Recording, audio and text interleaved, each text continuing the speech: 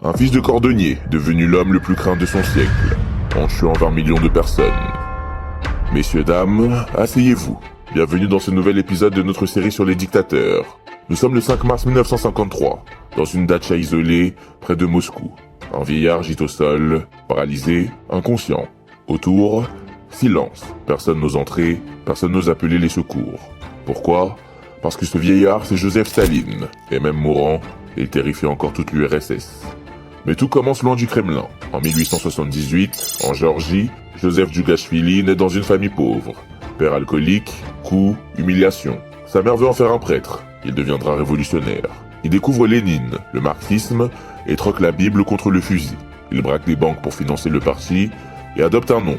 Staline, l'homme d'acier. Quand Lénine meurt, une guerre de succession commence. Trotsky, Zinoviev, Kamenev, eux brillent par les mots. Staline, lui, contrôle l'appareil du parti. Les dossiers, les promotions, les silences. Il les élimine un par un. Exilés, exécutés, effacés. En 1929, il est seul maître de l'URSS. Et il impose sa vision. Transformer un pays paysan en géant industriel. Peu importe le prix. Il lance les plans quinquennaux, collectivise les terres et déclare la guerre aux kulaks. Résultat, 5 à 7 millions de morts en Ukraine et au Kazakhstan. La famine devient une arme, ce qu'on appelle le holodomor, mourir de faim pour avoir résisté. Puis viennent les purges. Le NKVD reçoit des quotas d'exécution à remplir. Oui, des quotas. On torture, on déporte, on exécute. On accuse des enfants, des amis, des inconnus. Personne n'est à l'abri. Même ses proches tombent, car chez Staline, la fidélité n'existe pas, juste l'utilité. Au sommet de la terreur, on estime entre 680 000 et 1,2 million les morts des purges. Des millions de plus envoyés au goulag. Et pendant ce temps, son visage est partout.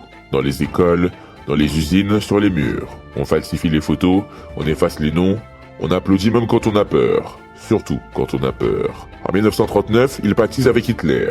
2 ans plus tard, trahi, il voit l'URSS envahie. Mais l'armée rouge tient, et en 1945, Staline devient le vainqueur du nazisme. À quel prix ? 27 millions de morts soviétiques.